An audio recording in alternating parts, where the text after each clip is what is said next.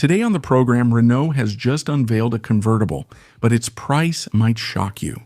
A vacuum cleaner manufacturer is entering the automotive industry with a car that goes from 0 to 100 in less than a second. The BYD with 3,000 horsepower is as expensive as a Bugatti, and Alfa Romeo is extending the pleasure with its old Giulia and Stelvio that refuse to die.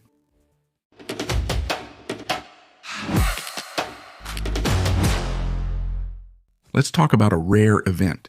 Renault has just released a convertible. Well, a convertible? Let's not get ahead of ourselves. Let's just say they took their new electric SUV, the R4 E-Tech, and cut a huge hole in the roof to stick a piece of fabric on it. Ladies and gentlemen, here is the Renault 4 Plein Sud. Remember, the last time Renault tried to sell us the dream of driving with the wind in our hair, it was with the wind, back in 2010, and it flopped so badly that they pulled the plug in 2013 after selling barely 14,000 units. Since then, nothing.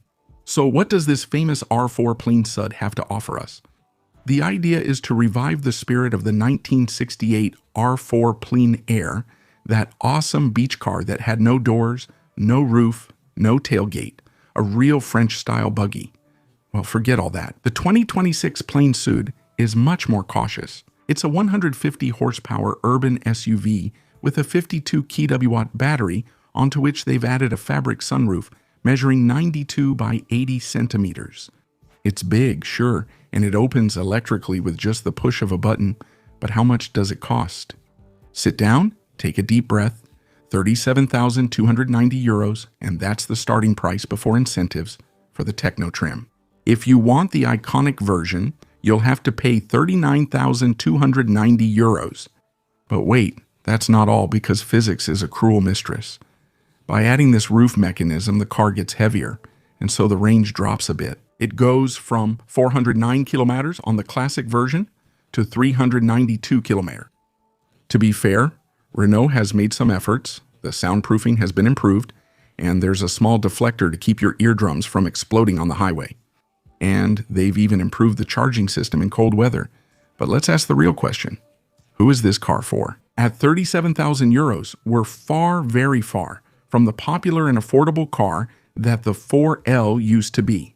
So yes, it's nice, it gives off a bit of a holiday vibe, but the price is still hard to swallow. Next, let's talk about speed, real speed, the kind that blows your mind, turns your stomach, and makes you regret your last meal. Until now, if you wanted to accelerate from 0 to 100 km/h faster than your own shadow, you had to sell a kidney to afford a Rimac Nevera, which does it in 1.8 seconds. That was the absolute benchmark, the pinnacle of automotive engineering. But that was before a Chinese company decided that wasn't fast enough. And that company is called Dreamy, and until now, it made vacuum cleaners. Let me introduce you to the Dreamy Nebula Next 01 Jet Edition. It's an electric hypercar unveiled at the Beijing Auto Show, and it promises to smash 0 to 100 km/h in 0.9 seconds. Yes, less than a second. So how does a home appliance manufacturer plan to humiliate the biggest car makers on the planet? By cheating, of course, but in the most spectacular way possible. They didn't just put in super powerful electric motors. They looked at the back of their car and thought, you know what's missing? Rockets. I'm completely serious. The Nebula Next 01 Jet Edition is equipped with 2 solid propellant thrusters, real rockets capable of delivering 100 kN of thrust that's over 10 tons of force with a response time of 150 milliseconds. That's pure aerospace technology bolted onto the back of a road car, but that's not all. To power the electric part of this monster, Dreamy has integrated a solid-state battery, a technology everyone has been promising for 10 years. They now claim to have mastered it. With an astonishing energy density of 450 per kg, they even claim a range of 550 km/h. And because a rocket car isn't complicated enough, they've removed the steering column. It's steer-by-wire, a fully electronic steering system. The system manages 14 degrees of freedom in less than a millisecond. The car can even spin in place like a tank, which is handy for parallel parking or for scaring pedestrians. Finally, this thing is even supposed to drive itself. It's packed with artificial intelligence with a 6D LiDAR sensor in 4K color capable of spotting a hedgehog from 600 meters away. The cabin is designed as a smart hub that can interact with your home devices, so you can turn on your robot vacuum from your rocket Hypercar. So everything comes full circle. So, will this Dreamy Nebula Next 01 ever see the light of day? He's talking about a limited production in 2027, and as for Europe, don't even count on it. Anyway, I highly doubt the police would appreciate rocket boosters on France's A6 motorway. At Boedi, forget about small electric city cars for 20,000 euros. Here is the Yanguang U9 Extreme. It's a Boedi, yes, but a Boedi that costs 2.5 million euros.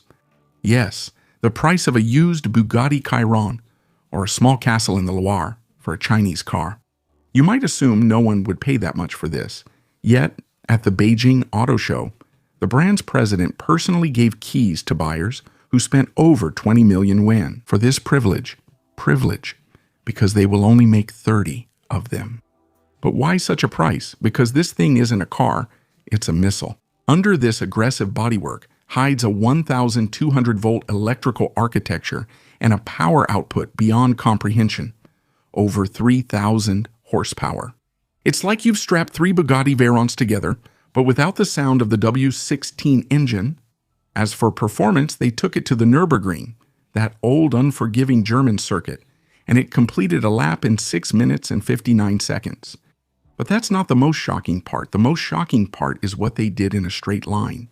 They went to the Papenburg test track in Germany, the secret playground of European hypercars, Bugatti's playground, and there, in almost total silence, the Yanguang U9 Extreme was clocked at 496.22 kilometers per hour. It shattered the record of the Bugatti Chiron Supersport. The fastest production car in the world is not French, it's not Italian, it's not German, it's Chinese, and it's electric. It's a real earthquake. For decades, European manufacturers have justified their astronomical prices by their absolute technological supremacy. Well, that's no longer true. BYD has just entered the exclusive world of ultra-luxury, put its boots up on the mahogany coffee table and said, "Look at what we can do." So yes, it's a BYD at the price of a Bugatti, with 3,000 horsepower as quiet as a night in the Larzac. The real question is, who actually dreams about it? There's no judgment. Share your thoughts in the comments. And finally, there are things that stubbornly refuse to die, like cockroaches, François Hollande's political career, and the current Alfa Romeo lineup. Remember 2015. That was the year the world discovered the Giulia, an absolutely gorgeous sedan with a chassis blessed by the gods, and, in its quadrifoglio version, a twin-turbo V6 that sounded like a Pavarotti opera on steroids. The Stelvio followed soon after. Those were fantastic cars. But 2015 was more than 10 years ago. In the auto industry, 10 years feels like the Jurassic era. These cars should be in a museum, or at least replaced by something new, shiny, and electric. But Alfa Romeo has a problem. They looked at the electric vehicle market, they looked at their customers, and they realized that nobody wants an Alfa Romeo that sounds like a blender. The big boss even recently stated that the world is not ready for electric vehicles. As a result, the replacements for the Giulia and the Stelvio have been pushed back to 2028. They will use the Estella large platform, and thank God, they will have combustion engines. Maybe even the famous 550 horsepower Hurricane inline-six engine borrowed from Dodge. But while we wait for 2028, what do? We're extending the lifespan of the old legends until 2027. They're getting a reprieve, and to make it easier, Alfa Romeo has introduced what they call the Performance Pack. Basically, if you buy a Giulia or a Stelvio in the Sprint or Veloci trim, you can now select this option. And what does it give you? The crown jewel, the Synaptic Dynamic Control Suspension. It's the active damping system that has equipped the Quadrifoglio since the beginning. Electro-hydraulic valves that adjust firmness in real time, providing unmatched driving precision in its class. That's not all, they've also added a 900-watt Harman Kardon audio system with 14 speakers. Because if you're driving a car designed more than 10 years ago, you might as well listen to your music really loud to cover up the road noise. And inside, you get black leather with red stitching and real carbon fiber inserts. Enough to make you forget the infotainment screen is tiny compared to today's options. But honestly, is that a bad thing? Absolutely not. In fact, it's great news. Alfa Romeo extends the pleasure. They take cars that are already among the best to drive in their class and make them even more desirable by making the best parts from the Quadrifoglio available to more people. It's like your old favorite rock band deciding to do one last farewell tour, but only playing their best hit with better sound and carbon fiber guitars. So yes, long live the Italian dinosaurs. Thank you all for watching this new video. Feel free to subscribe and turn on the notification bell to make sure you don't miss anything. Ciao.